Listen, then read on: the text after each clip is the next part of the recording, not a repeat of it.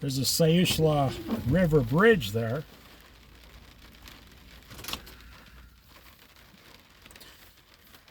Okay, we're still on Proverbs chapter 15.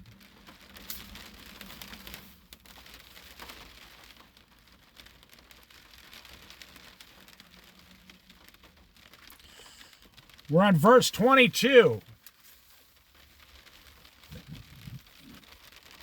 Plans fail for lack of counsel, but with many advisors they succeed.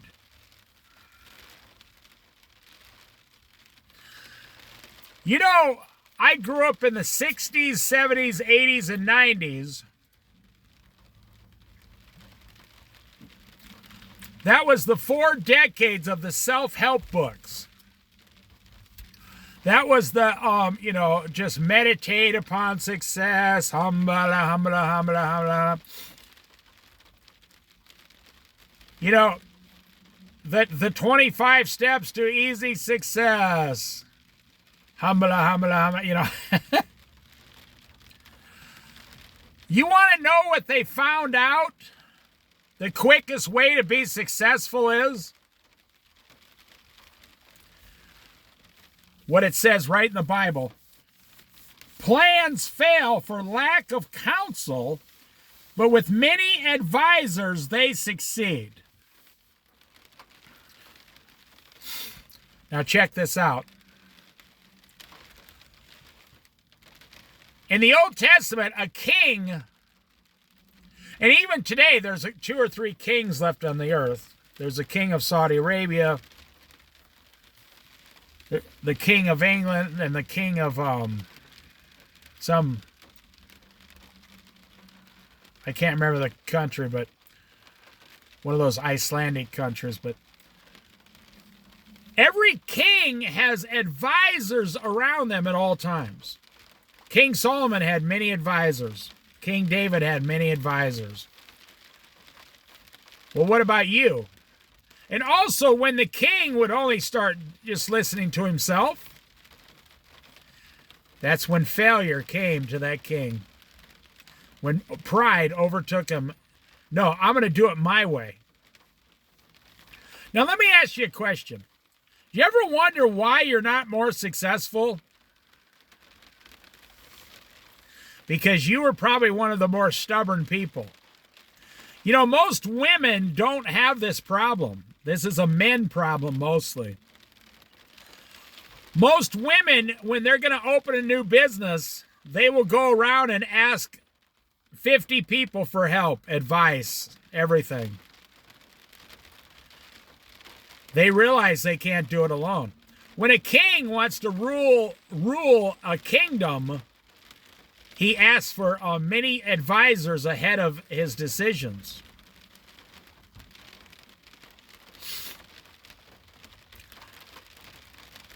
So when you say, so I ask you the question, how come you're not more successful than you are? First of all, you find out what it is you want to do to be successful, like open a restaurant, open a gym, go into the real estate business, become a barber, whatever. Do you know that there goes a logging truck across the bridge right there? Do you know that every single thing in America has already been done by somebody else millions of times? Listen very carefully. Everything you want to do has already been done by tens of thousands of Americans millions of times. And they've all been successful, and they can all tell you what to avoid.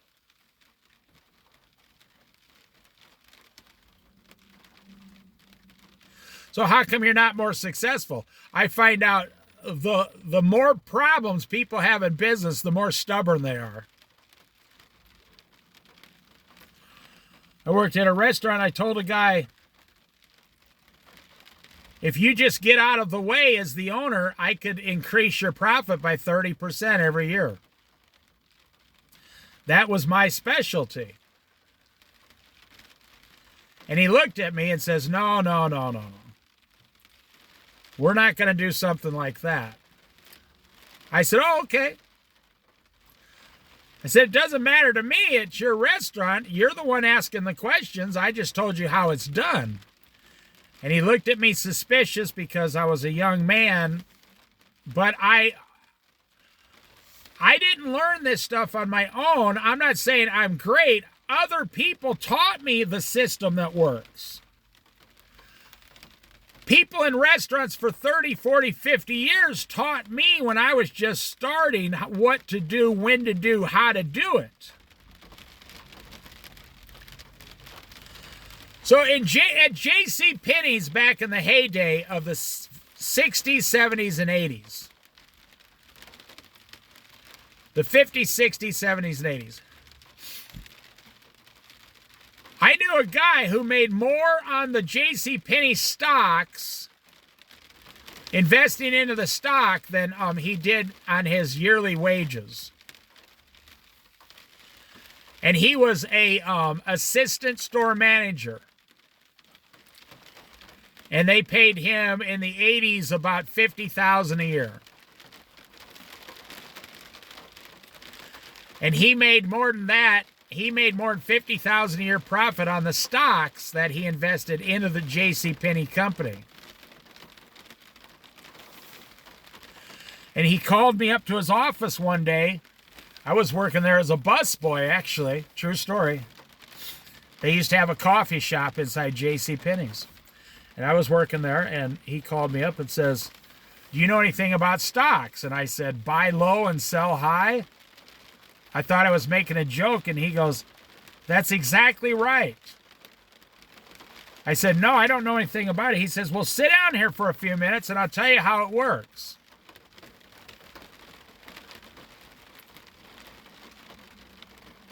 Every January,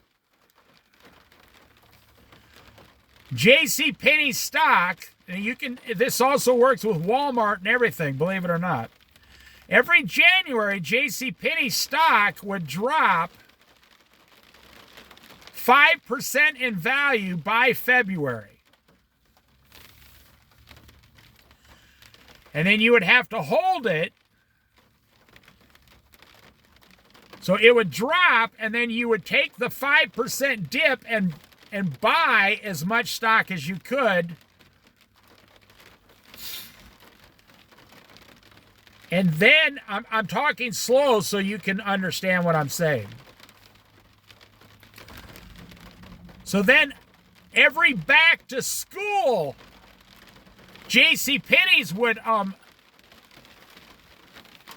get a surge in sales nationwide for the back to school clearance items and all that.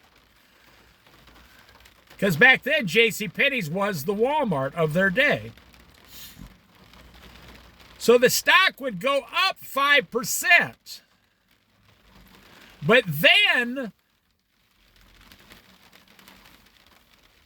about 6 weeks later, it would take another dip, about 4%.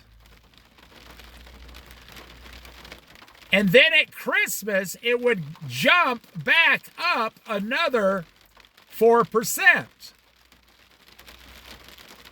Now, if you know anything about stocks, you can pay attention to what I'm saying.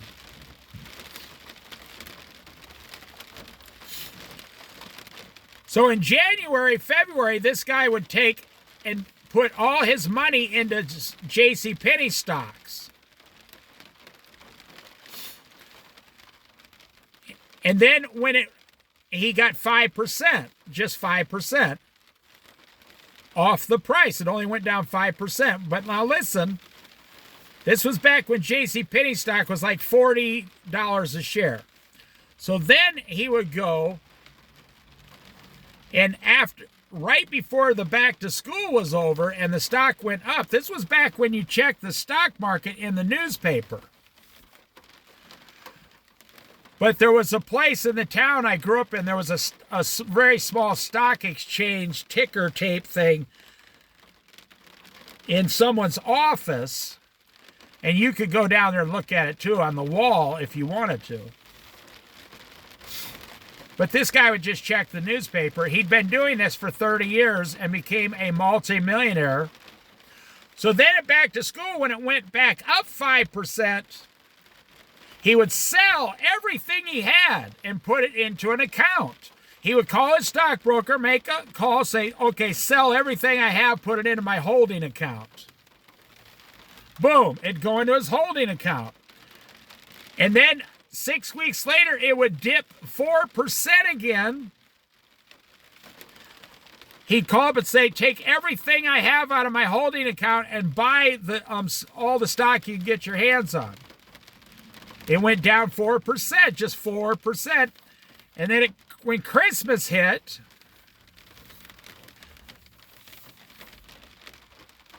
and it went back up 4%, he would say, sell everything and put the money back in the holding account. He did this twice a year, and he made 9% a year on the stock. 9%. He made 5% at the first of the year and 4% after the back-to-school season. He bought 5% lower, and then it went back up. And so if he put in $100, he bought the stock for $95, and then a few weeks later sold it again for $100.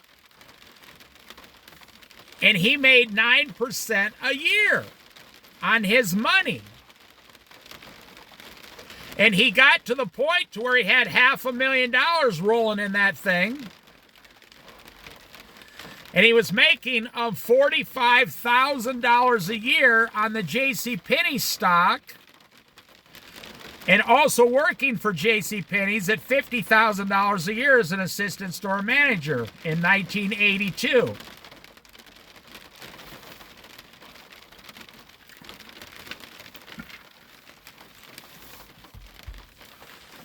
And he took me back. He says, here, I have a little book. I keep records.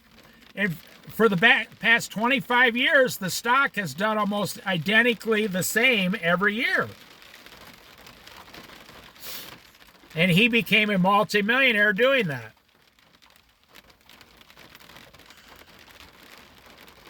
And so I was 21 years old and learned all about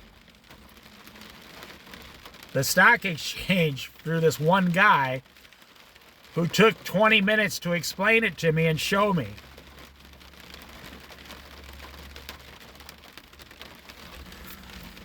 So here, plans fail for lack of counsel. That guy was giving me good counsel. A king gets good counsel. Jesus Christ wants to counsel you. The Holy Spirit wants to counsel you. The Word of God in the Bible wants to counsel you. You know, they have a thing called the Retired Restaurant Association volunteers. If you're opening a restaurant, they will come down to your restaurant, no charge, and spend like 100 hours making sure you're successful in your restaurant. True story. And almost nobody calls them to ask. You know, if you call the Chamber of Commerce in any one of your towns in America, those are usually all volunteers. And they go around to new business openings. And if you say, I'm going to open a new business, is there any help you can offer me? You'll see 3 or 4 people show up at your business and start talking to you for no charge. And they know every single business in town. They know the bank, their cousin runs the credit union, their sister works down at City Hall. But how many people ask these people? Almost none.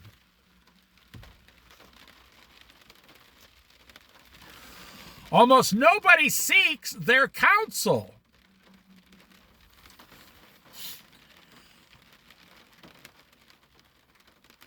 But with many advisors, many counselors, they succeed. So I ask you a question here. How come in America our children are not more successful? How come you are not more successful? Oh, everybody keeps talking about, I want a lot of money, I want a lot of this and this and this and this and this. But then you try, how come you have ever failed?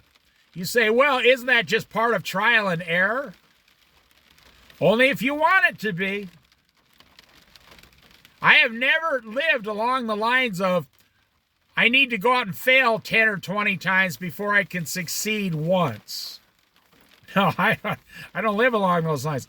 What you do is you find the business you want to go into, then you go seek the help of the experts and say, can I take you out? I'm going to open a business just like yours over in this other place.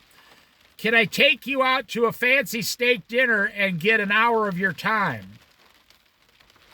And ask you some questions. Most successful people have no problem saying, oh, yeah, sure, that sounds like fun. I would love to help advise you on what to do.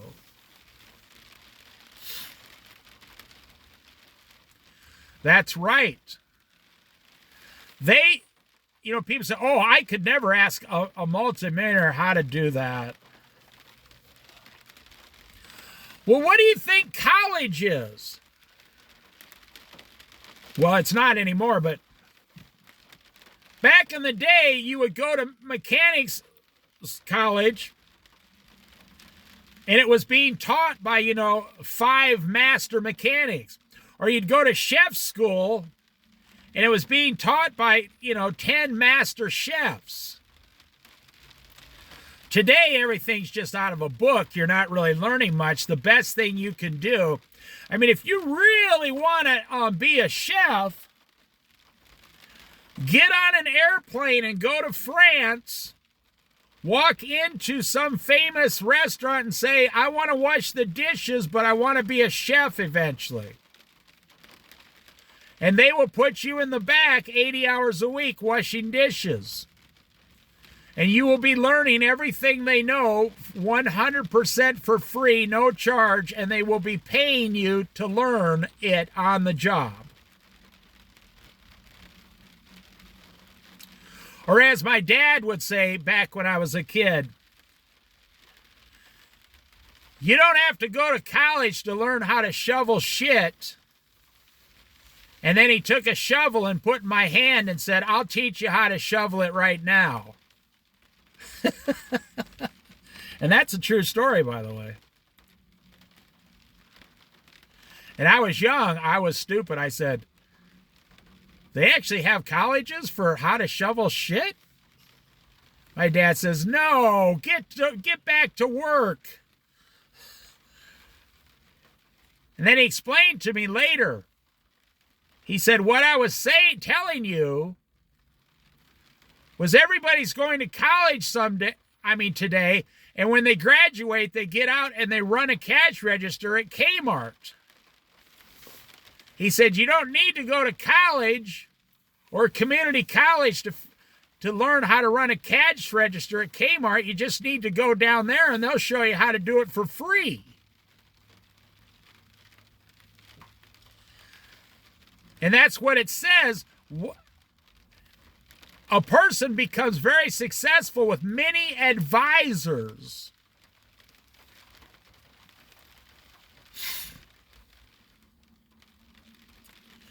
But without the advisors, you become a failure, or your chances of failing are extremely high.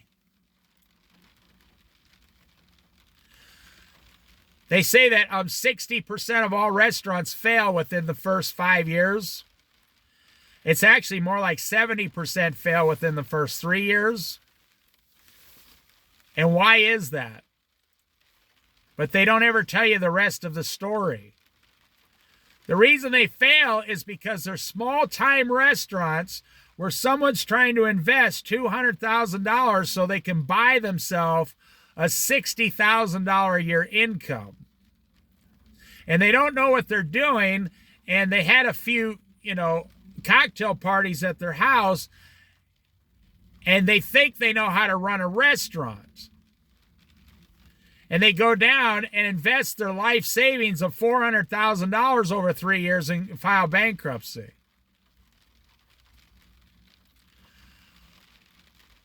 So why do all the other restaurants succeed every single time without fail, no failure?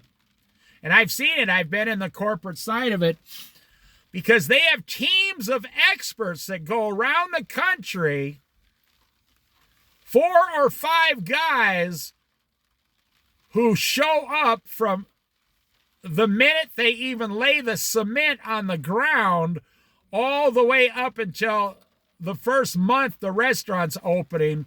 They pay these guys like $150,000, probably $200,000 today. And they get that restaurant, they hire people, everybody, they bring in a team of managers from a nearby city. They never fail. They do not fail. These people love money. They love they don't know God at all. They love money. And it's all about money and year-end bonuses. And this is why you would not think you'd find all these things in the Bible, but here they are right in front of you. If you ever fail at something in the future, it's because you haven't spoken to the expert. You see, I'm not a mechanical expert, but my mechanic is a mechanical expert. So I'm going to pay him to be the expert. I don't need to know how to be a mechanic, but if I wanted to know how to be a mechanic, I wouldn't just start looking on the internet myself, even though you can look on the internet and find out how to do a lot of stuff. One time I was in a place working on my car, and I called back to the farm at my dad's house. I said, yeah, so I'm laying underneath the car here. He said, okay. And I got that bolt up on the so-and-so part there. He says, yeah. I says, what do I do?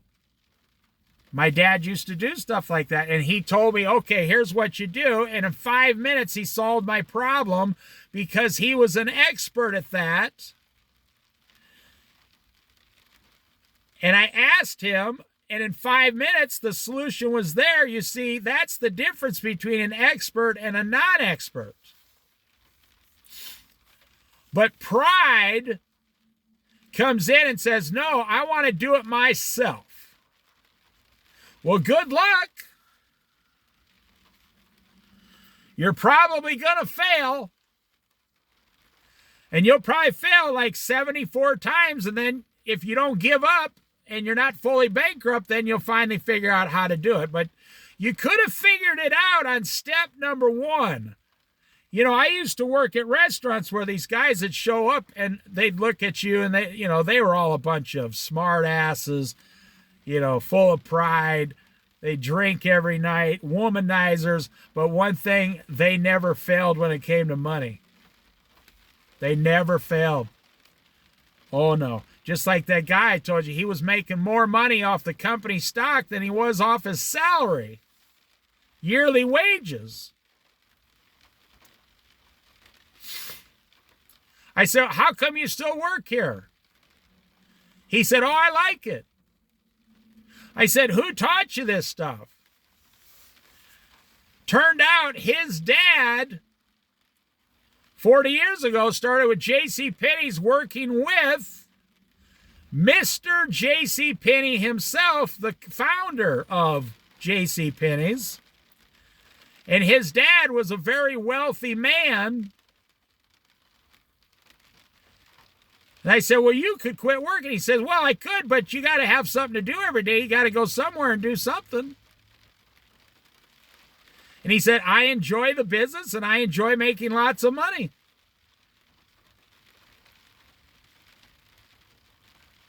I mean, this was back when you could, live a very rich lifestyle on $35,000 a year, in the 1960s. So there's an expert out there that can do what you're doing now 10 times better than you're doing it, and you're struggling, but you got too much pride, you won't ask the experts.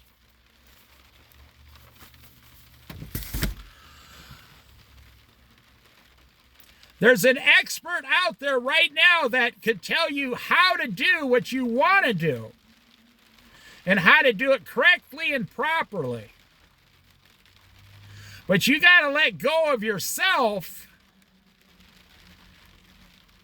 and you got to admit something that very few men that I've ever met are willing to admit this. They are unwilling to let go of their pride and admit you are not the smartest person in the room.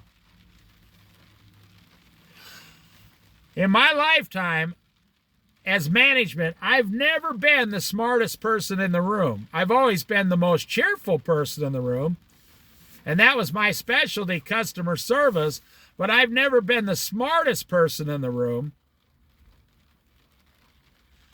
I even told an owner once, he was saying, you might be the smartest person in this room at a meeting. I said, oh, that's bad news. He said, why is that? I gave you a compliment. I said, I don't want to work somewhere where everyone else is dumber than me. And he said, well, you got a good point there. I said, I consider myself as a young idiot. I don't want to work at a place where everybody's worse than I am. He said, well, that's a good point. He said, okay, Dave, you're not the smartest person in the room. I said, thank you. I said, I am, however, the most cheerful. I'll take care of your customers and make them come back. He said, I know you will. Advisors. You have to admit there's someone who knows way more than I do, and I could be way more successful if I went out and got some advice from people around me doing what I do. I would never open a business in today's hostile environment without getting a hold of 10 advisors, 5 advisors in advance. Even if you had to pay them $200 each. I had a person come to me a few years ago and says, I want to open up a restaurant. What kind of advice do you give me? I said, don't do it. They said, what do you mean? Don't waste your money. I said, how much is the restaurant? $250,000. It was an already existing restaurant. I said, how much is the profit? They said, $70,000. I said, you have to work 4 years to break even and profit $30,000 in 4 years and get your money back plus $30,000. And you see, pride has a way of destroying a man or a woman. But I see a pride as mostly a man's problem in today's society. I think women have children, so they're willing to, they don't have as much pride. But men, oh, they don't want to admit that they're not the best at everything. And so they said, well, what's wrong with that? That's how restaurants work. I said, but why would you do that? You have a job now that pays $50,000 a year. Why would you do that to yourself? You could save your $50,000 a year. They were going to pay cash for the restaurant, $250,000. And then I said, you could save $50,000 a year, and in 4 years you'd have $450,000 plus interest, $550,000. You could just retire and not work in a restaurant. And they said, oh, you're not going to help me. I said, I am helping you. And they ran that restaurant for 3 years and filed bankruptcy.